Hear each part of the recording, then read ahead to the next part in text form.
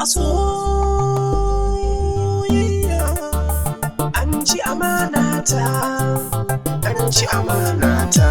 Ni ko ba zan ƙara ba, na ce ba zan ƙara ba.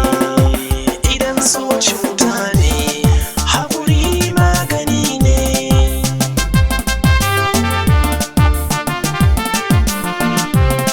Ni na riƙe soyayya amana, aka ci amanata.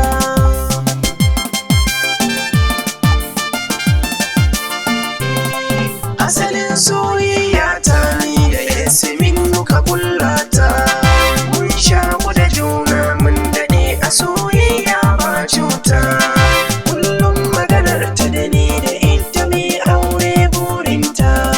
Ƙarshe na aminta da ita, Yasmin ta ci amanata. Idan so cuta ne, haƙuri magani ne.